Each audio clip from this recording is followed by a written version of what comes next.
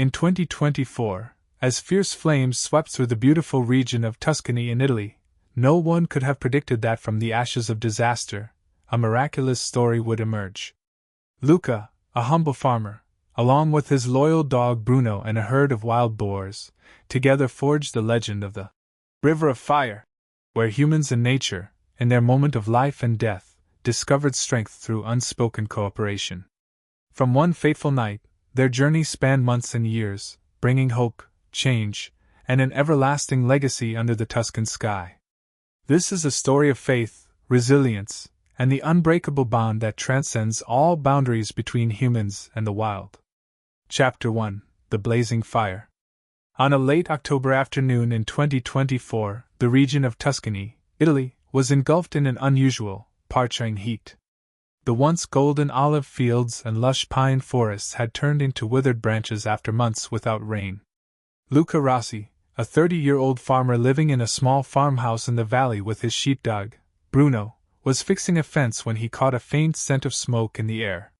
He lifted his head, squinting as he spotted a column of black smoke rising from a distant hill.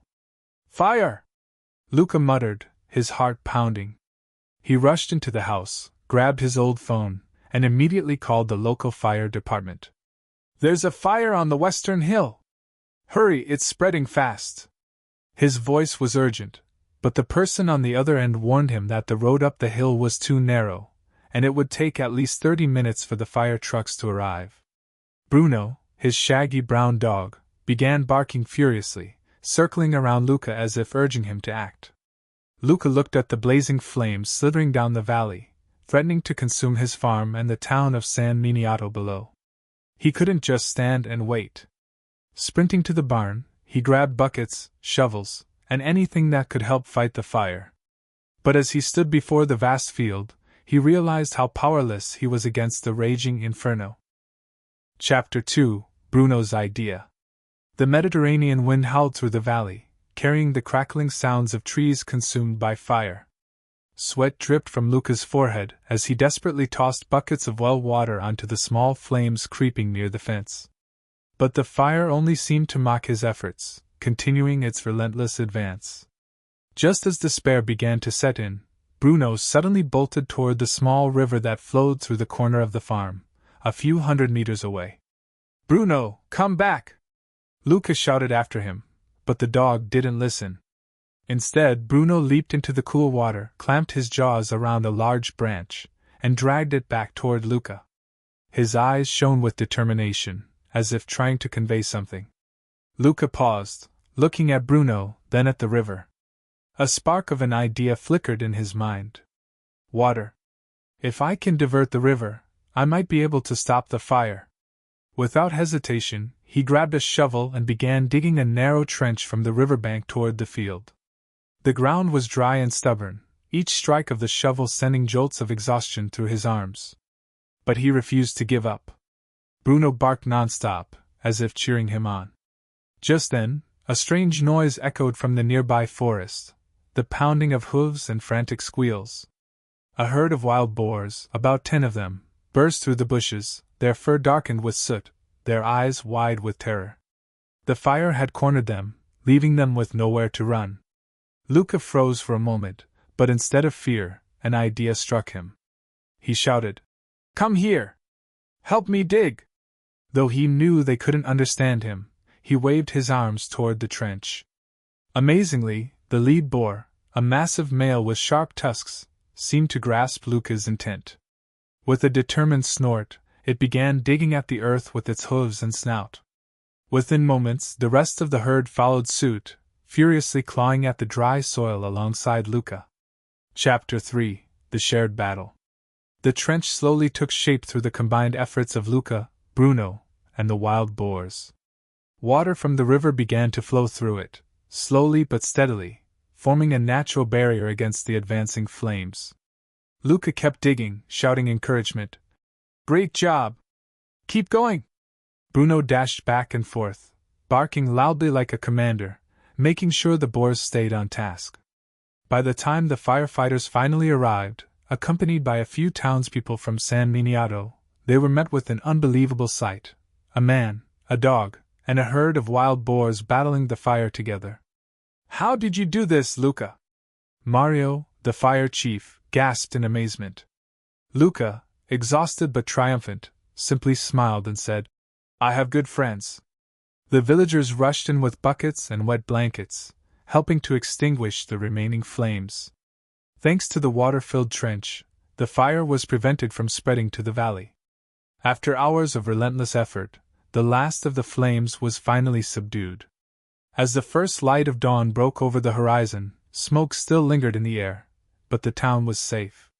Sensing that their task was complete, the wild boars quietly retreated into the forest. The lead boar paused for a moment, locking eyes with Luca, deep, knowing eyes, before disappearing into the trees. Bruno collapsed onto the grass, panting heavily but wagging his tail in satisfaction. Luca sat beside him, ruffling the dog's fur. "You're my hero, Bruno." Chapter 4: The Mark by the River. A few weeks later, the people of San Miniato held a small ceremony by the river to honor Luca and their unexpected heroes. They erected a simple stone monument, a carving of Luca holding a shovel, Bruno standing beside him, and a wild boar digging into the earth. The inscription at the base read, "The River of Fire, where humans and nature saved Tuscany together, 2024. Luca never enjoyed being the center of attention, but he still attended the ceremony. When people asked him about that fateful day, he simply replied, "I didn't do it alone. Bruno gave me the idea, and the wild boars gave me strength. We live together, so we must save each other." From that day on, whenever the dry season arrived, the villagers didn't just prepare water and firefighting tools, they also paid attention to wild boar tracks and the barking of their dogs. They believed that in times of danger, nature was not just something to be protected, but a trusted ally. Chapter 5: Ashes and Hope. After the wildfire, an eerie silence settled over Tuscany. The once lush olive fields were now reduced to blackened stumps, and much of the pine forest west of the valley had vanished. Standing atop a hill, Luca gazed down at his farm. His house was still intact, but his wheat fields had been completely scorched. Beside him, Bruno lay quietly, his eyes filled with sorrow as if he, too, understood the weight of the loss. The people of San Miniato returned home, carrying stories of that terrifying night. Some had lost their houses, others their crops. But instead of succumbing to despair, they rolled up their sleeves and began rebuilding. Luca was no exception. With Bruno by his side, he moved through the valley, helping neighbors repair fences, clear charred debris, and share what little water remained from his well. One morning, as Luca was cutting down a burned tree stump, he heard a familiar sound from the forest. The lead wild boar from that night appeared, not frantic this time, but calm and steady. Following behind him were several other boars, carrying small green branches salvaged from deep within the woods. Luca smiled. "Back to help me again?"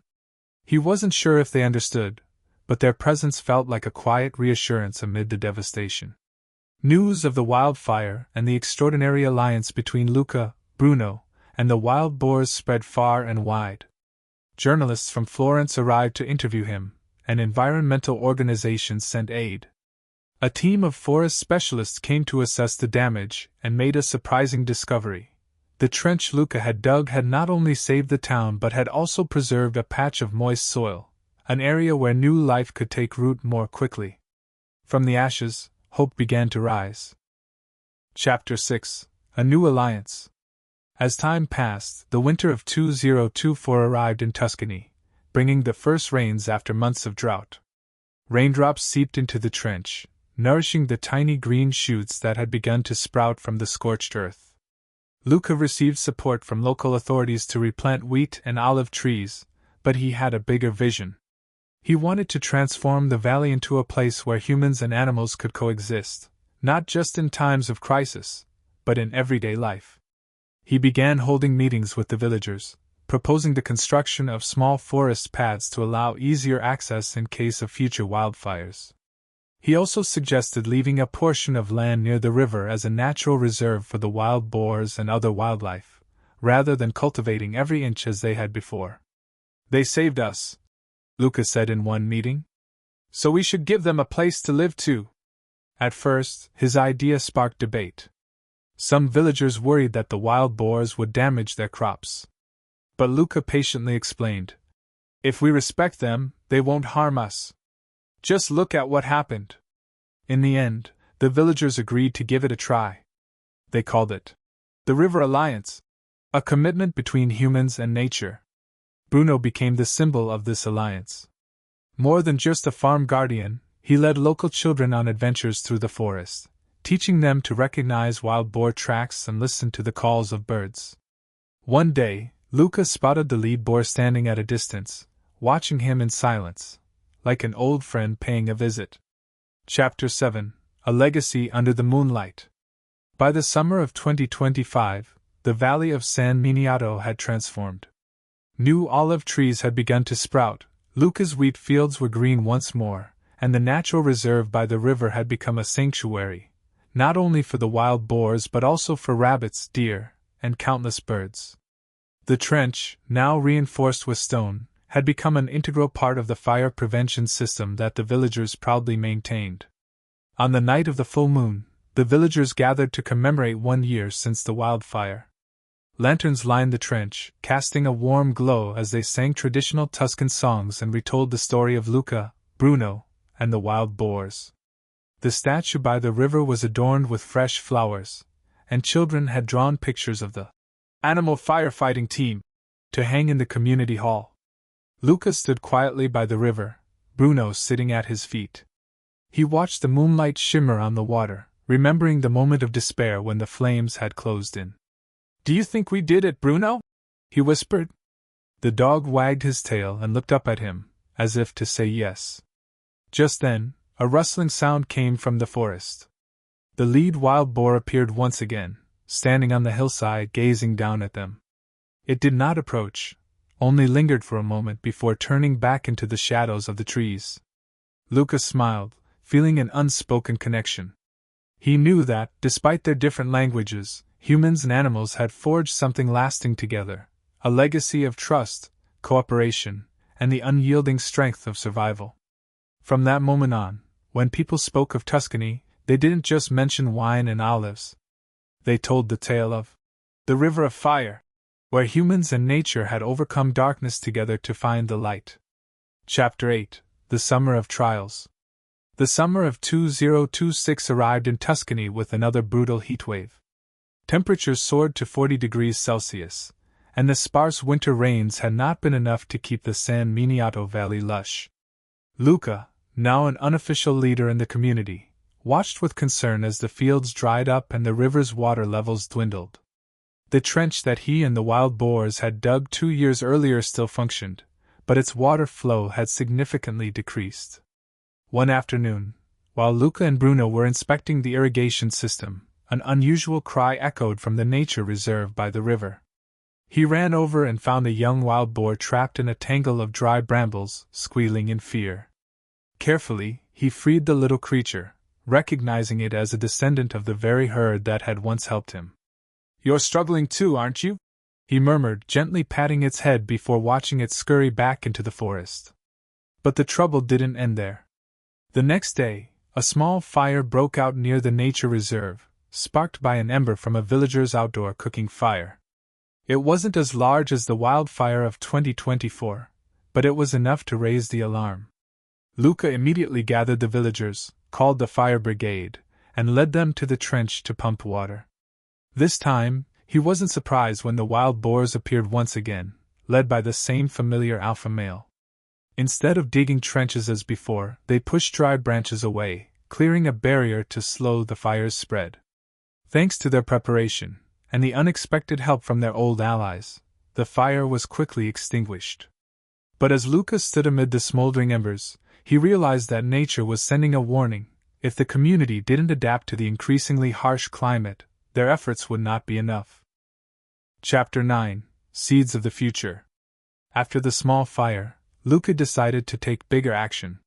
He reached out to scientists from the University of Florence, who had previously studied the area after the 2024 wildfire.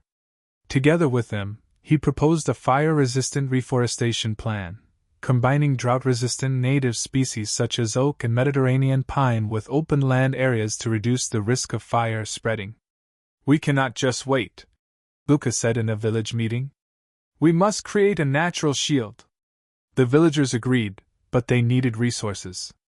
Fortunately, the story of the River of Fire had spread far, and an international non-governmental organization agreed to sponsor seeds and saplings. Luca, Bruno, and even the village children began planting trees. One day, while digging holes on the hillside, Luca was surprised to see a herd of wild boars appear. But instead of just observing, they started using their snouts to dig the soil alongside the children. "They want to help too," a boy named Matteo exclaimed, making everyone laugh. Bruno, now older, was no longer as quick and energetic as before, but he still lay under the shade of a tree, keeping watch over everyone. Luca often sat beside him, stroking his graying fur and saying, "Do you see this, Bruno? We are building a new home for everyone." The seeds were sown, carrying the hope of a greener future. But not everything went smoothly. Some saplings withered due to a lack of water, and a few villagers complained that the reforestation effort reduced the land available for farming. Luca patiently listened and explained that the valley's survival depended on balance, not just for humans but for nature as well. Gradually, they understood. Chapter 10: Under the Tuscan Sky. By 2028, the San Miniato Valley had transformed significantly. The saplings planted 2 years earlier had grown tall, forming a green barrier separating the town from the fire-prone hills. The trench had been expanded into a small irrigation system, channeling water from the river to both the fields and the new forest. The natural land by the river had become home not only to wild boars but also to a variety of animals, from foxes to birds. Luca, now 34, still lived on his farm, but he no longer worked alone. Matteo, the boy who had once exclaimed in excitement when the wild boars helped plant trees, often came to assist him in tending the fields and the forest. Bruno, now old, moved less but remained the soul of the farm. One evening, as Luca and Matteo sat by the river, the boy asked, "Uncle Luca, what will we do if there's another fire?" Luca looked up at the starry sky and smiled. "We'll do what we always do, Matteo. We'll fight together, humans, dogs, wild boars, and even these trees." Just then, a familiar sound echoed from the forest. The old wild boar, now graying with age, stepped out and gazed at them from a distance. It didn't come closer, standing instead like a silent guardian. Not long after, Bruno passed away peacefully in his sleep, beneath the olive tree that Luca had planted after the Great Fire. The villagers held a small ceremony to honor him, placing a plaque beside the River of Fire statue with the inscription, "Bruno, a friend of Tuscany." Luca did not cry, but he felt a deep emptiness in his heart. Under the Tuscan sky, the story of cooperation between humans and nature continued to be told, not just as a memory, but as a reminder. Every time the wind swept through the valley, one could still hear the whisper of the river, the distant bark of Bruno, and the echoing footsteps of wild boars in the forest, all blending into a song of life.